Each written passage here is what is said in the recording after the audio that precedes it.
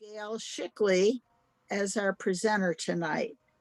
The, this environmental concern speaker series was founded by her late mother-in-law, Beth Schickele, over 40 years ago for the then Berkeley League of Women Voters.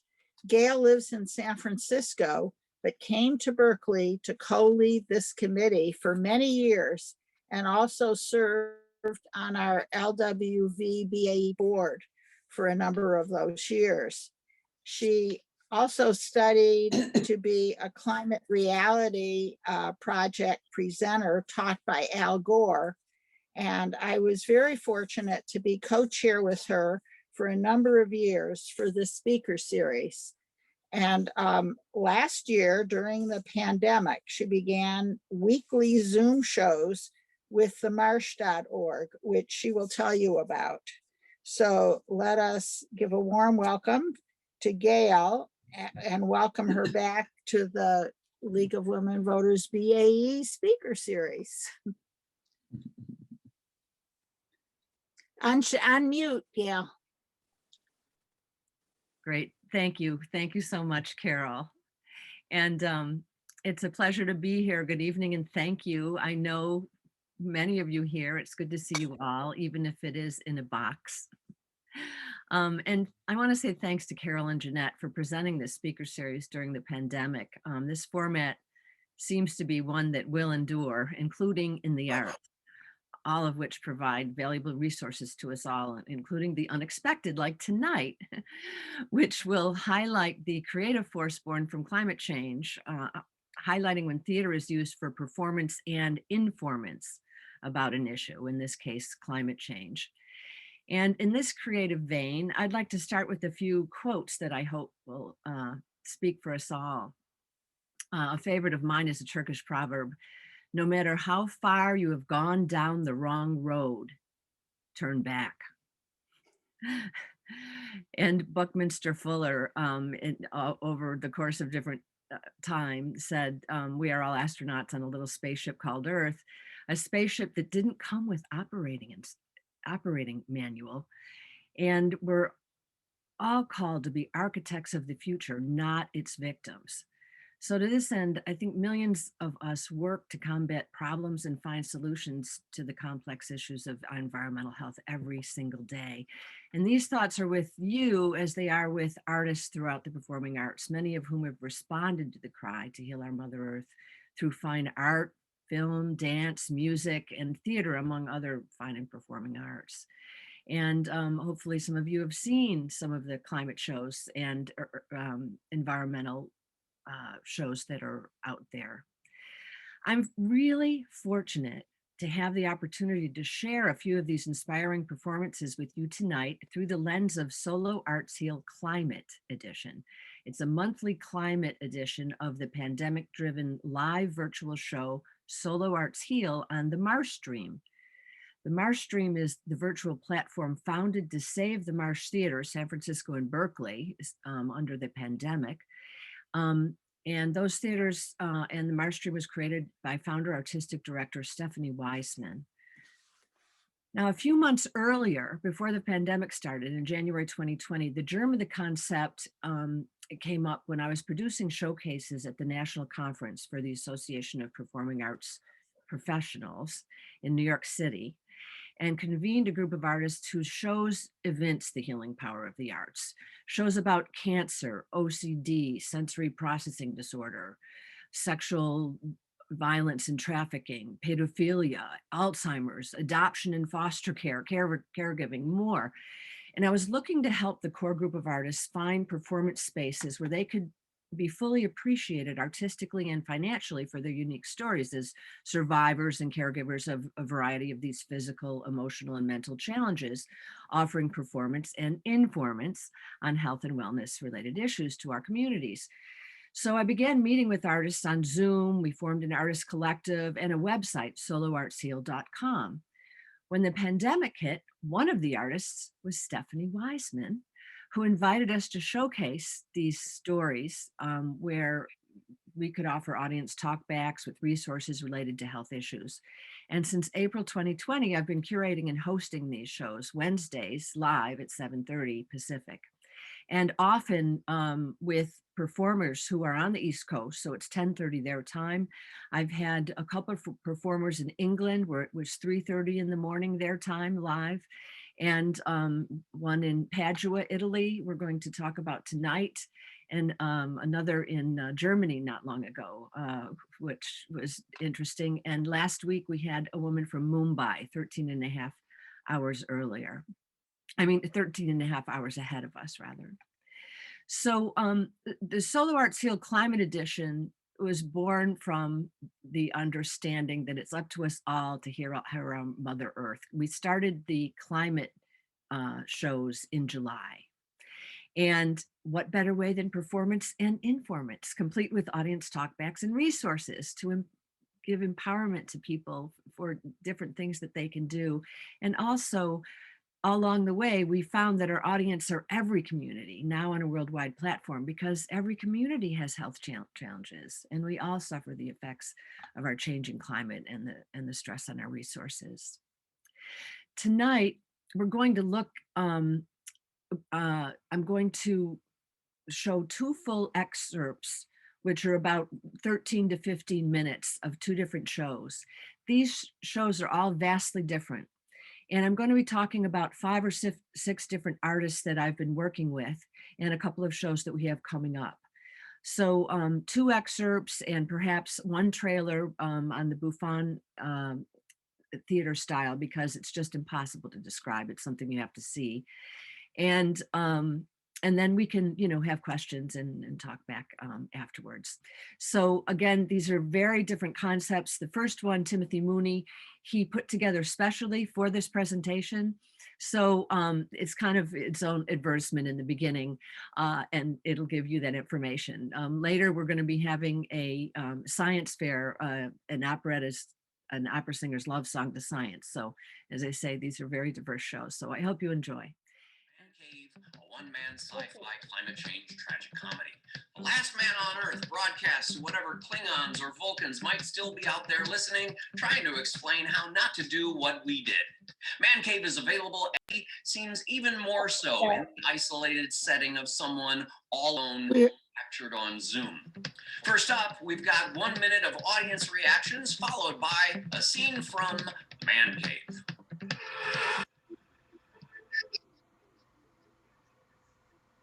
This is groovy shit that should be made and should be seen.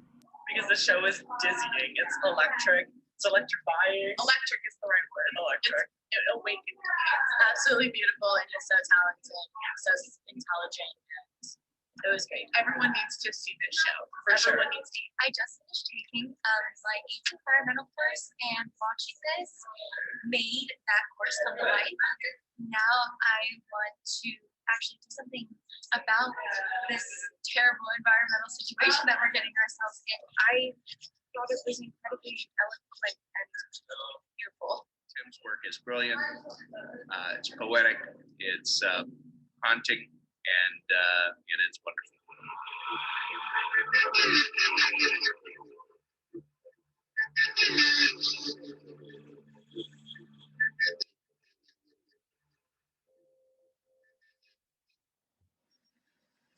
Still waiting on that ding. Anytime anyone might well want to weigh in.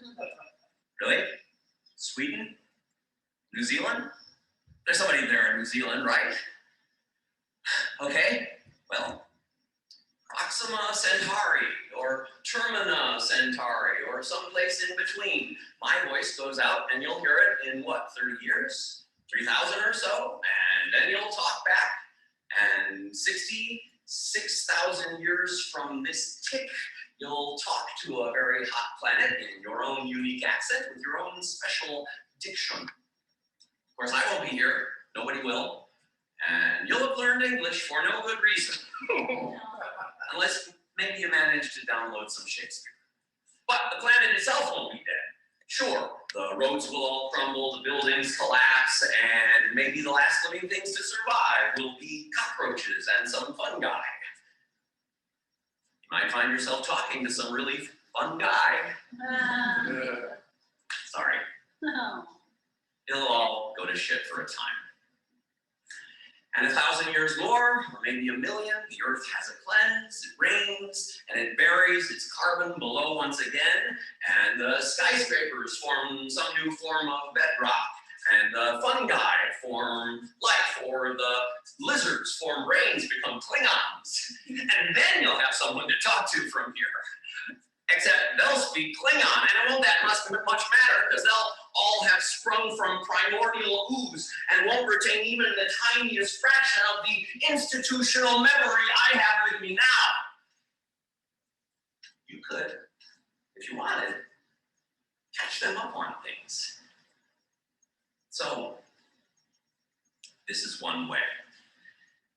As much as you might find you want to respond to someone quite so charismatic as me, by the time you reply, I just won't be all that much into you then. So maybe just listen. I'm no kind of genius, just the last one to witness to things not quite costing as much as they probably should. Cross-reference to rule number 4. So, sex. Sex was kind of important to us, probably is to you too. It tingles, feels good, and you want to repeat what feels good. So you relive the success of your sex in successive conceptions. If it don't feel so good, then you're not so inspired to reseed the species, and your special branch of the prolific process simply won't stretch itself out so far. But for us, it was good. Really good. I remember it. Still engage in it from time to time. Not quite in a way you might quite call productive. But boy, were we productive, and our sudden explosion of reproductive matter outstretched or edged out all the stuff gone before us. We toddled along a really long time with maybe a million, till that whole, farming thing kind of took off. We hit our first billion around 1800. Number 2, 1920, and then 1960, and 75, 1990, 2000, 2010, 2020. In just 60 years, we tacked on 5 billion to double and triple the cumulative efforts of 22,000 long years as a species. The sex was, good. But without precedent. We were only just guessing that we could sustain at this pace. We were a great throng of sex-starved adolescents, making it all up as we went along. Extra billion? Why not? Never mind, at the same time we're using, food. We made up this sudden new craving for gas, for electric, for power. We needed it, craved it. It got us to shelter. It got us more comfort. It got us more sex. Some countries encourage their folks reproduce. It provided protection from other states, other kinds, that great horde of those swarthy barbarians. And then we again put our words in God's mouth, be fruitful and multiply. And there, for a little brief time, that paid off, until, it didn't. So, rule number 6, don't get over your skis. Grow only to where you can sustain the thread, expanding to unheard of numbers. The same time, demand has run multiple laps, blowing past all the output of all time gone by. Sure, easy for me to say now. Boy, when I was your age, I was some raconteur, which is great. Share affection and love. Just don't multiply as if it were a race, because to coin a phrase, that's a race to the bottom. So, speaking of races, at each step of the game, you find that you're faced with the illusion of some competition. It's us against those that are not blessed by God, or us against the barbarians. It's us against the spotted owl. It's us against the Zika virus. Okay, maybe that. But on the whole, not. we came to this random conclusion. We were caught up in some competition. If I climb the ladder, I have the advantage, and fill up my pockets with money, which now is worth nothing, and pull up the ladder behind me.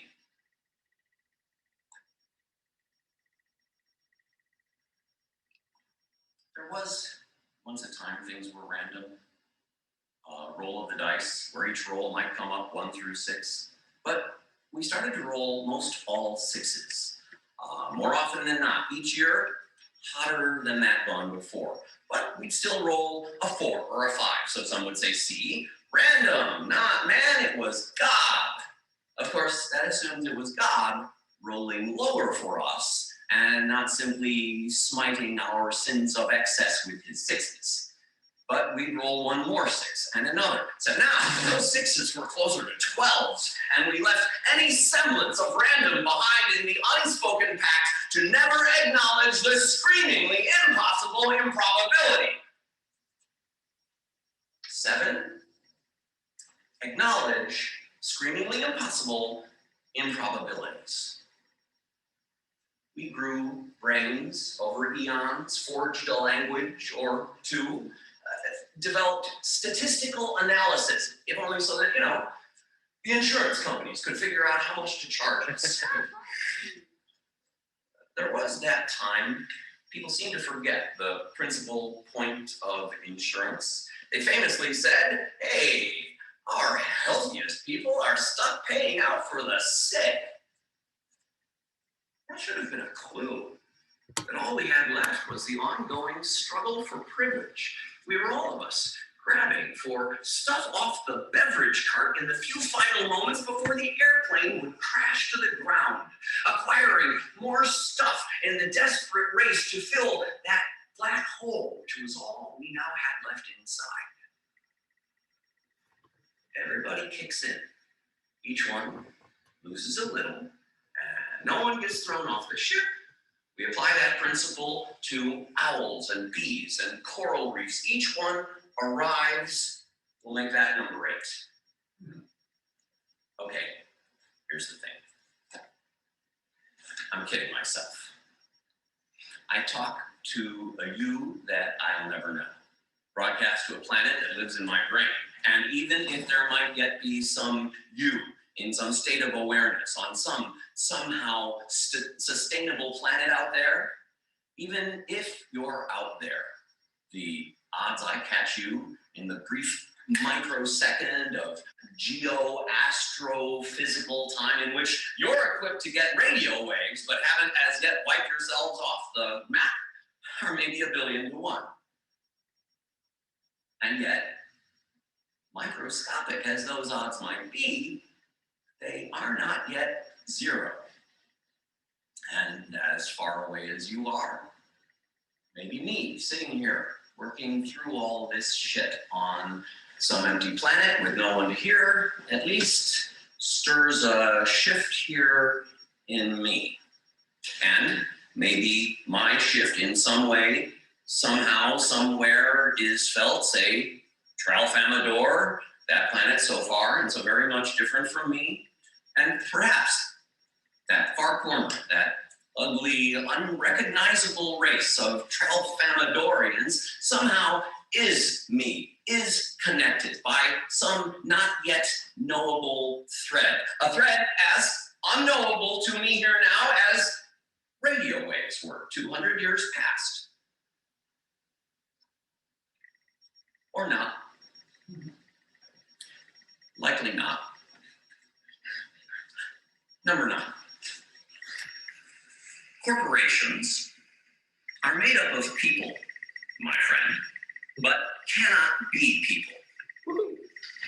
A robot may well be no part human being, but robots can't consciously injure a human or through some inaction allow that a human might so come to harm. Corporations must act to maximize profit or otherwise risk getting sued by investors. It was under this guise corporations had hid what they were well aware would heat up the planet and leave it a wasteland. So, which of these two would you call Terminator?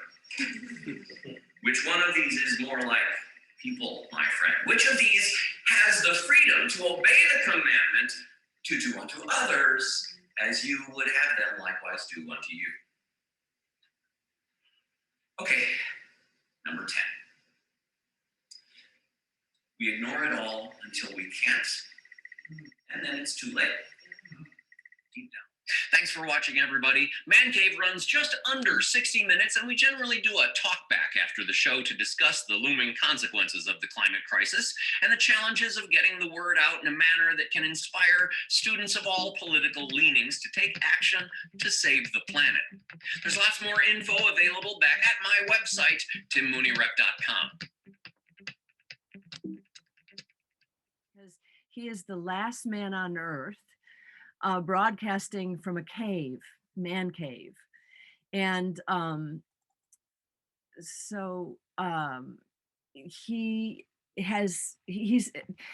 wanted to tell you a little bit about him as an actor. And he was originally started with Moliere Than Thou. He teaches classical performance and occasionally performs his one-man sci-fi thriller Criteria. He has I'm trying to find if I have information. At any rate, he's the author of an acting textbook, Acting at the Speed of Life, Conquering Theatrical Style, and the Big Book of Moliere, Monologues, and has given over 100,000 students their first introduction to Moliere through his one-man play, Moliere Than Thou. And then he has several other shows. He's the former founder and editor of the Script Review and was the artistic director of Chicago's Stage 2 Theater, where he produced nearly 50 plays in 5 years, and then now operates as the Tim Mooney Repertory Theater, continuing to present his shows and a lot of Shakespeare. He has a breakneck Julius Caesar and monologues from every Shakespeare play, The Greatest Speech of All Time, and actual historical speeches from Socrates to Martin Luther King, Shakespeare's histories. And so he is very intense and just is very smart and has a lot of really good facts and figures in there. So it's a very fast-paced show.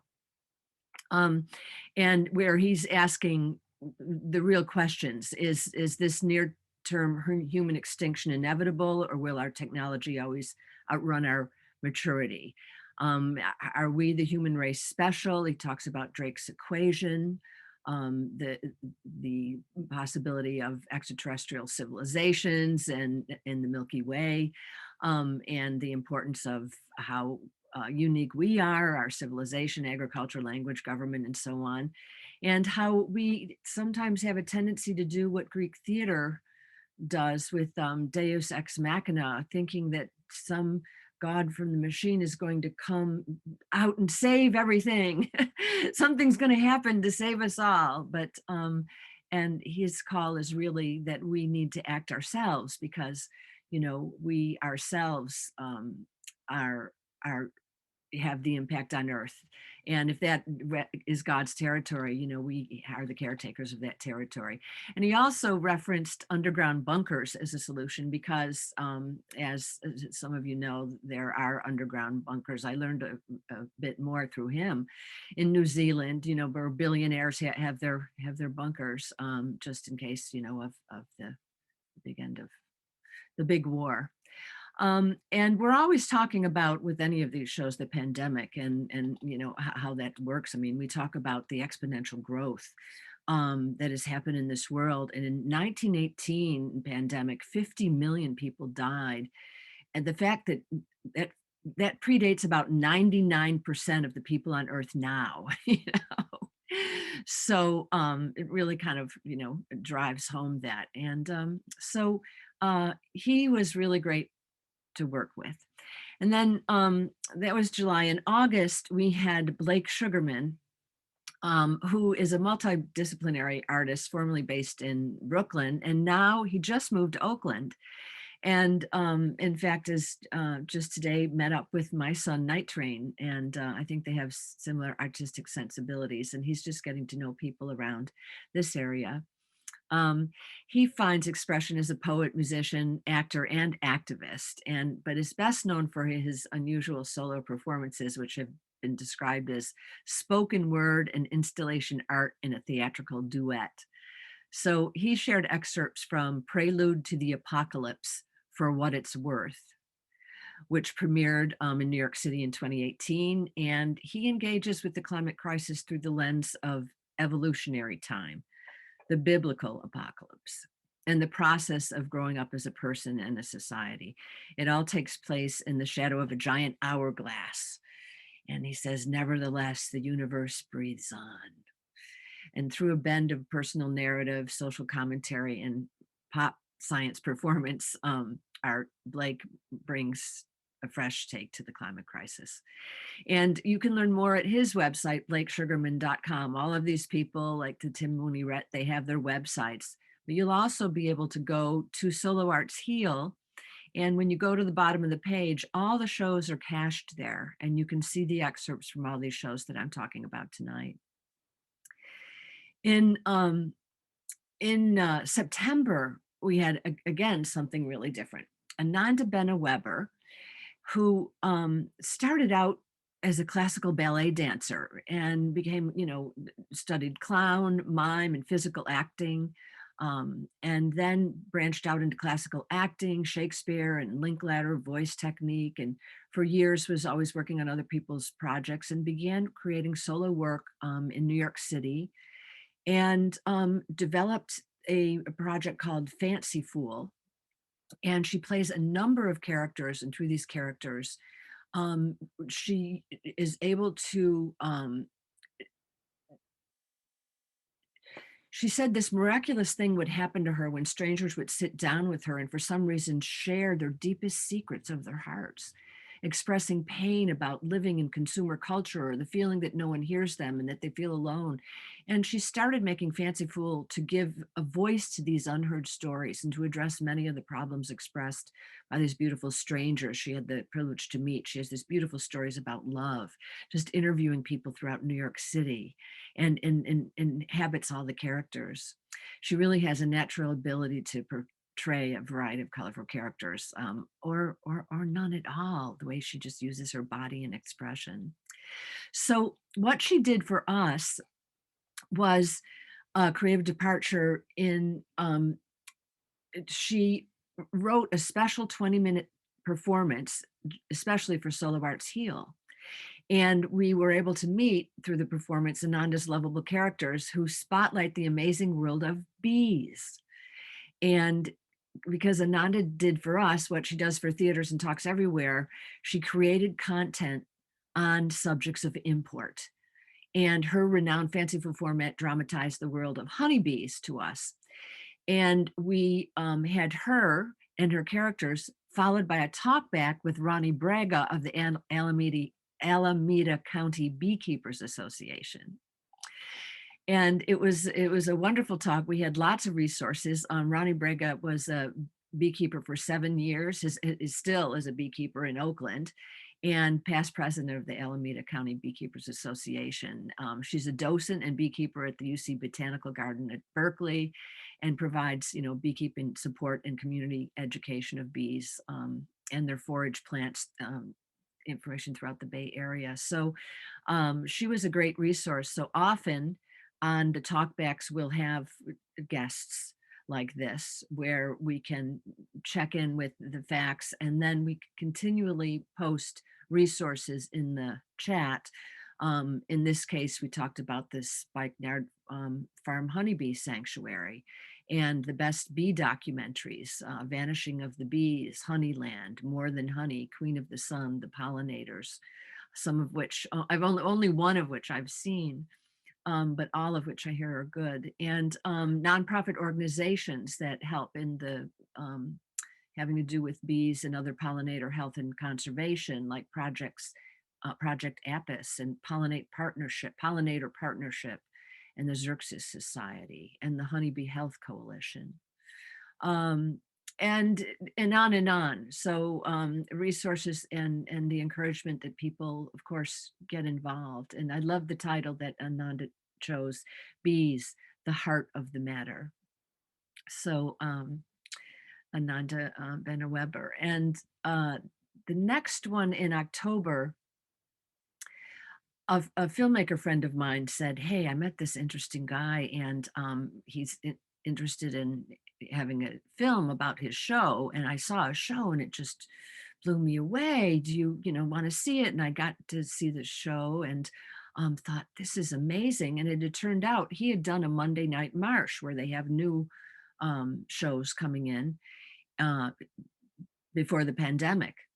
And so I invited him to come, and he is an award-winning actor, creator, and bouffon artist, who is the one that joined us live from the East Coast, while the master of physical theater forms, Giovanni Fusetti, joined us live from Padua, Italy.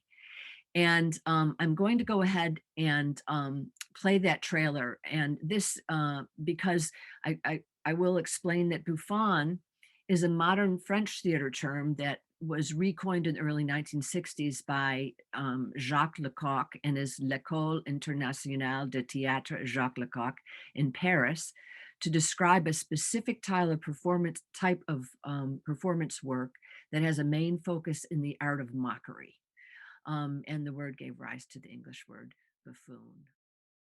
Right, so I'll just show the picture of that, and that's Blake Sugarman. And then we moved on to Ananda. You can see Ananda Benner-Weber, who is, she's a teacher. She lives in San Francisco now. She lived in New York for many, many years. And she also comes from an illustrious family. Her mother is a ballerina in San Francisco here, and her father is a renowned tap dancer. She does voice and dance and clowning and all the rest. And her characters look like this. And she has these wonderful characters, such as like these, that will tell these stories. So I wanted to show you a little bit of her. And now I'm going to show you the Tempting Fate video in the bouffon style of theater that I would have to show you because I could never possibly explain what you're about to see, I don't think. Here we go.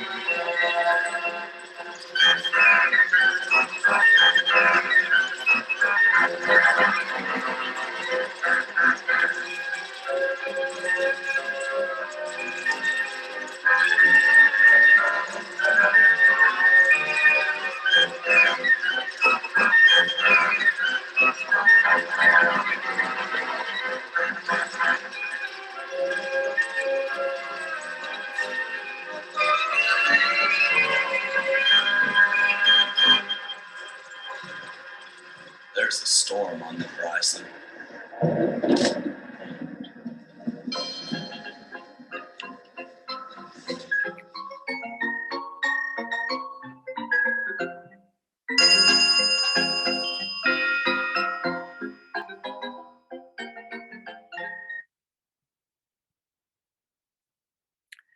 So there we are. Am I here being heard? Okay. So that was Ross Travis. And again, for some reason, I apologize. I have to switch my screens to see some of my notes. So he won, let's see, he's done a lot of work here in the Bay Area. He's he's a world-renowned circus performer, and also he worked with Giovanni Fusetti, as I mentioned, and he has provocative performances that combine circus and bouffon to develop extreme characters and tell stories from the fringes, igniting dialogue and change around ignored or taboo social issues. And he has worked with the Kinetic Arts Productions in Oakland, where he co-created Salvage in 2016, Inversion, Circus Disobedience in 2017, and Circus Veritas in 2018, Beyond the Ring in 2019, and Serial Shows in 2018 and 19, which was, Inversion was nominated for 5 Theater Bay Area Awards, including Outstanding World Premiere of a Play, Outstanding Production of a Play, and Outstanding Ensemble of a Play. And as a circus performer, Ross specializes as a Chinese pole artist. It's amazing just to see him be perpendicular to a pole. An acrobat, ringmaster, and character artist. He's toured with Circus Bella and San Francisco's premier One Ring Circus, and also was with the New Pickle Circus. He did a 40-show school tour with that and played multiple roles. And in Taylor Mack's epic 5-hour spectacle, The Lily's Revenge at the Magic Theater. So some of you may have seen that. And so he was one of 11 Bay Area artists to watch, by the SF Weekly, and he received Titan Award for actors in Theater Bay Area.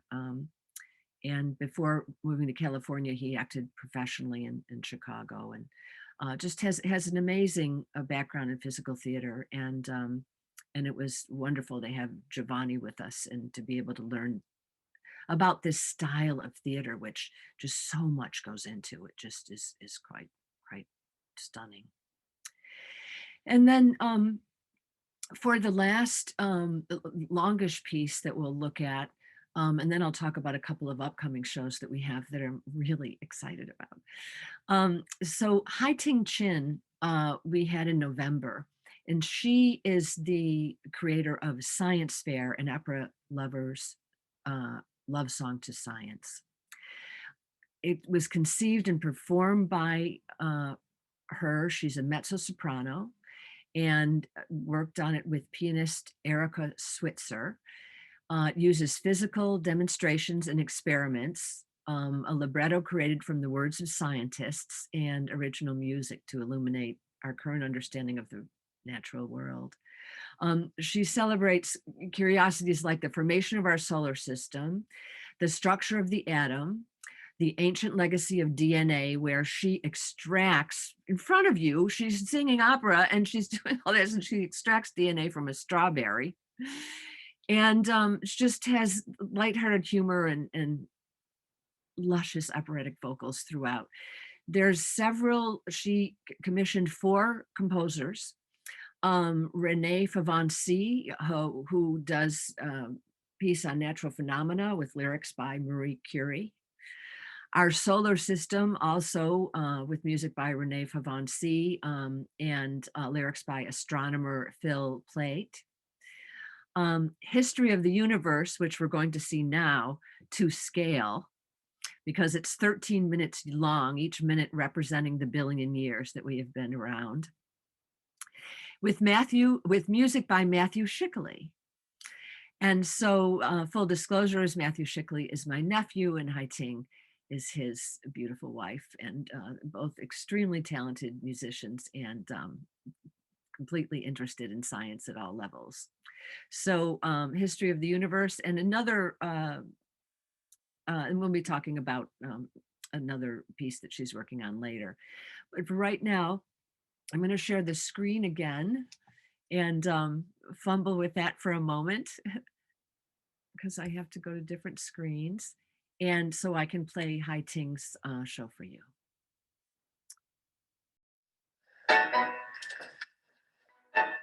Some people try to tell me that science will never answer the big questions we have in life.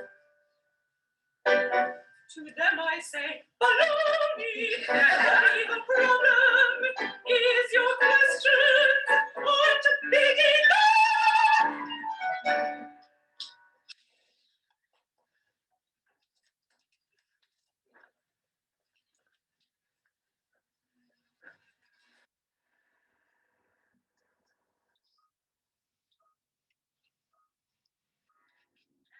was the Big Bang. This is the history of the universe to scale. Each beat is 17 billion years. At this scale, there are already galaxies and stars. That's part where we come along.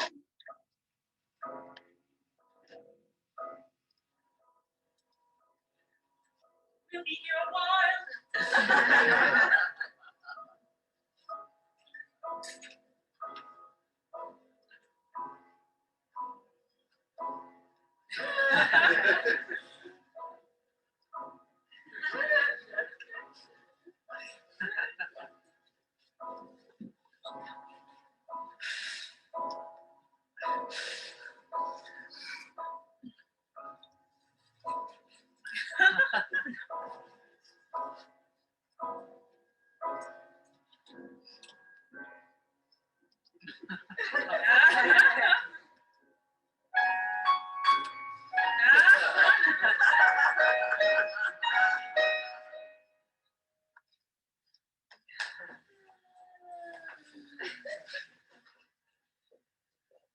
The simplest kind of orbit is just a line. When you drop a rock, it's very briefly orbit. Ignoring the Earth's rotation, which adds a bit of sideways motion, it's close enough to say the rock just falls straight down and is stopped because the Earth gets in the way. It's not a terribly interesting orbit. What if instead of dropping we throw?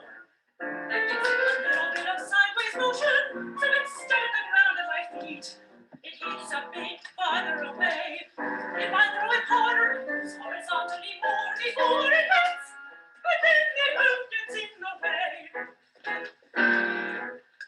What if I throw it really hard? What if I throw it at the exact same rate the Earth curves away underneath? A rock thrown hard enough sideways will fall toward the Earth, but will always miss. Will fall toward the Earth, but will always miss. Going instead in a circular path around it. And if by gravity only, it will orbit the Earth in a circle, taking 90 minutes or so to go around the planet once. The speed of an orbiting object depends on the mass of the object it's orbiting and its distance from it. The farther away it is, the weaker gravity gets, so it doesn't have to travel as fast to stay in orbit. An elliptical orbit happens when you throw even harder. It goes up higher on one end of the orbit than the other. The moon orbits the Earth on an ellipse. And the planets orbit the sun on ellipses. The harder you throw the rock, the more elongated the orbit. But an orbit like this is still closed. That is, the orbit repeats. And the rock is still bound by gravity.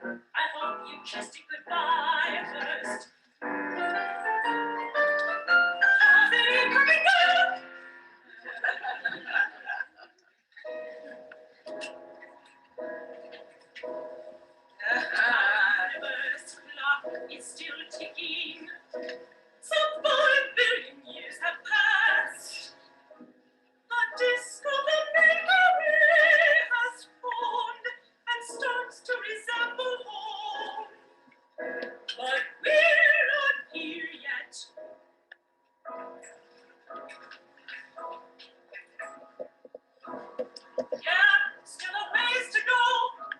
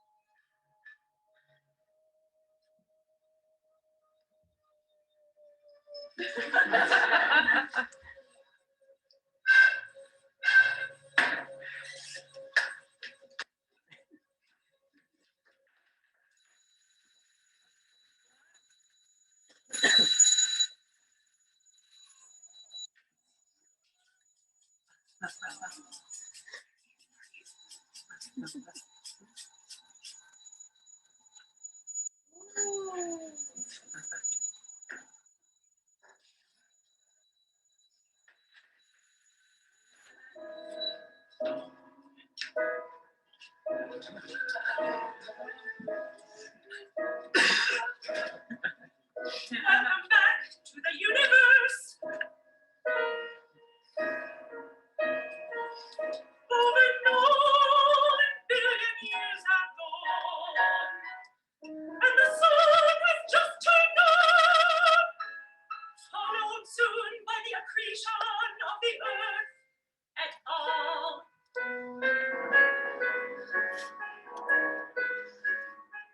It was long before life appeared, right about here.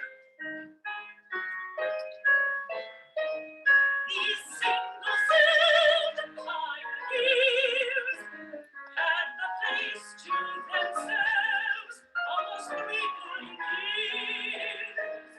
They still are thriving everywhere.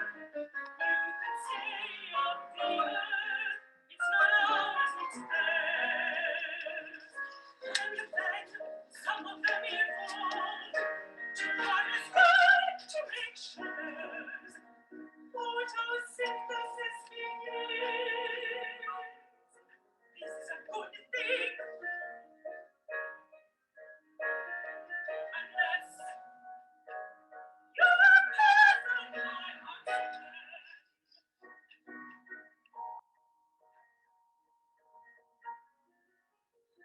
Oxygen. Oxygen free.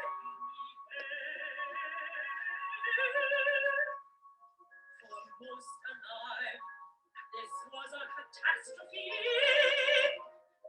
But it paved the way for eukaryotic cells with their organelles, nucleus, and their mighty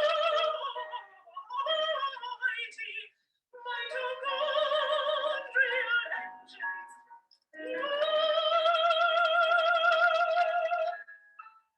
Incidentally, it seems likely that long, long ago,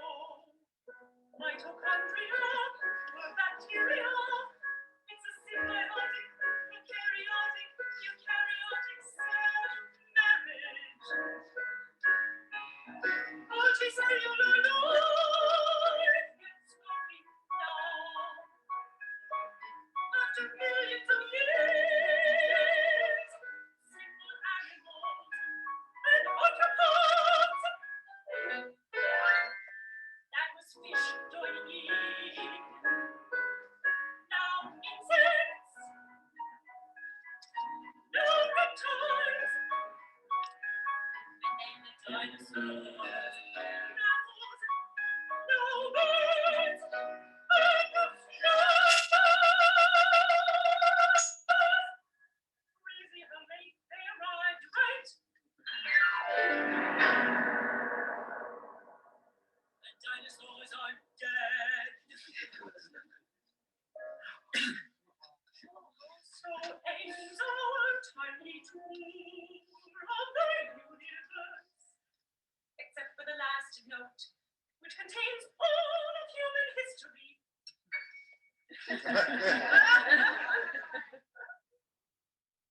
All right, so am I back? Yes, we can see you. Thank you. Because I'm working different screens here, and it's kind of crazy, but I hope you all enjoyed that. The whole show is spectacular. My son and I went to Here in New York. HERE is the name of the theater that was the foundation behind the development of this show, where it premiered. And we went to New York to see that, and it's just so spectacular. And I only recently saw it this weekend because it was playing as a spotlight performance on the Marsh. Stephanie loved it so much from Solo Art Teal, she invited Hai Ting to come back and be her guest, because on Thursday night she does Stephanie's MarshStream and also has amazing storytellers and performers and different people on there, and often invites them to do spotlight performances on the weekend. So I don't know if it's still up. Her performance was up only over the weekend, but it might still be up. You can check at themarsh.org and you can find all the information there. And what else would I tell you? I had mentioned a little bit about Matthew Schickele because he's comfortable across many genres. He's written chamber music, vocal music, more songs and electronic music for ensembles, bands, and the stage. And his chamber music has been performed at venues across the US and internationally. So he's a science lover too, and some of his most popular works are based on texts by historic or contemporary artists, NASA or science journalists. And he was the principal composer for this show. So the New York Time Out called it pure effervescent pleasure. And let's see, a couple of other shows I'll mention that we had. Deb Castellano in Waste Management, the show, in which a woman with way too much time on her plate gives herself 49 days to save the earth, and which inspired the popular blog in which Deb continues to try to save the world. So her blog is citizendeb.com. And she's just really into how can we stop the plastic? What are we going to do about waste management? And brings up this whole conversation on waste management, which of course is we badly need. And then two upcoming shows. One that I'm very excited about, I'll be hosting. And by the way, I hosted all the shows for 2020, but I asked that we could, I don't want to have to host all the time. I'm still curating, but every show takes a certain amount of time. And so there's other people hosting now, but I will be hosting all the climate shows and probably a few others as they come. The next one on March 17th I'll be hosting is called Burning by Heather Harpham. And it's a highly kinetic, semi-comic romp through the landscapes of climate change, where comedy, tragedy, activism, and cautious optimism collide, as she describes it. But she uses movement, song, monologue, and these otherworldly image that is so beautiful. It's such a beautiful piece. And I don't have anything to share of hers, but you can actually, again, go onto the website and probably see her trailer there on her. When you go to Solo Art Teal, there's a page, and each performer has like a poster, and you click on that poster to get to their page. And the day of the show, you click on that poster and you can either enter on the Zoom side and be part of the audience, or on the YouTube side and be a part of the YouTube channel, but they're both live, and all the performances end up being cached permanently, or for now, I should say, nothing is permanent, on the MarshStream YouTube channel. There are some performances that will only allow full performances to be only shown on the weekend if it's a full performance. So it just depends, because it brings me to say the terrible difficulties we've all been suffering has been huge in the arts. Artists and theaters, uh, if you're a black box theater like the Marsh, you can't even afford to open at limited capacity when you have only 100 seats per room. And the bigger theaters are struggling with this. Presenters are looking for virtual ready programming.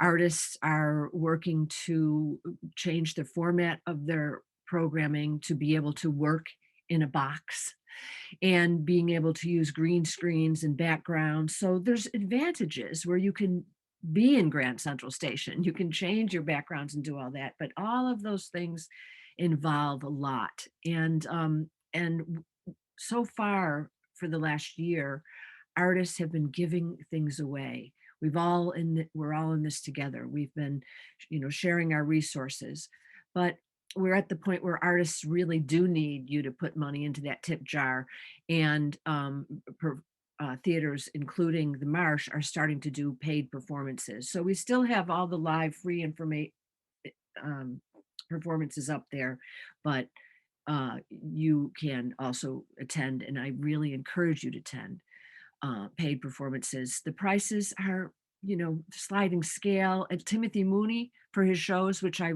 really recommend, go to his website and look at, he charges $5. And, you can pay $15, $25. I mean, whatever, it really will help. So I wanted to announce this one last show, and because again, it involves Hai Ting. And she was working on a show that was supposed to premiere last spring when the pandemic hit. And it was a big affair that they were working on. And obviously they couldn't open. And it's called Astronautica, Voices of Women in Space.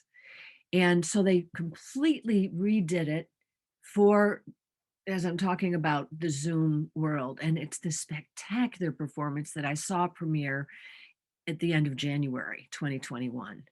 And you can look for it on her website, haiting.com, HAI-TING, Chin, CHINN. I think it's Haiting, but I think it's just haiting.com. And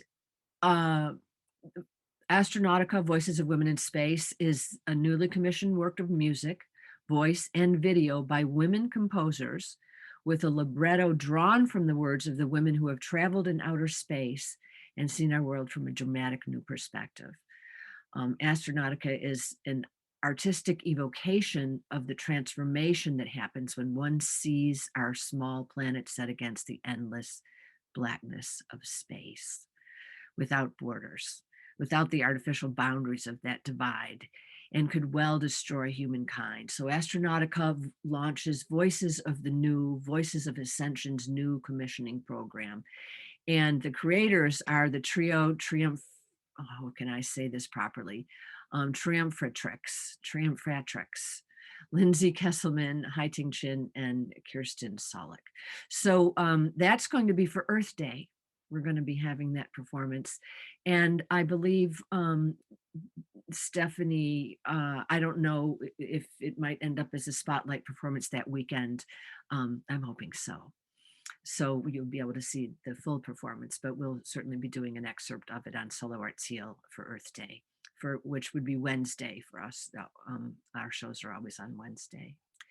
So at Solo Arts Heal and Solo Arts Heal Climate, it's designed to bring us together for peace and healing, as we, artist and audience, share the creativity, education, the resources the performance and informance for healing and advocacy by embracing the healing power of the arts, because it's through the arts we find the truth of our shared humanity in all its drama and its humor. Laughter is good medicine. So with that, I thank you very much. And I'm so happy to have been part of this tonight.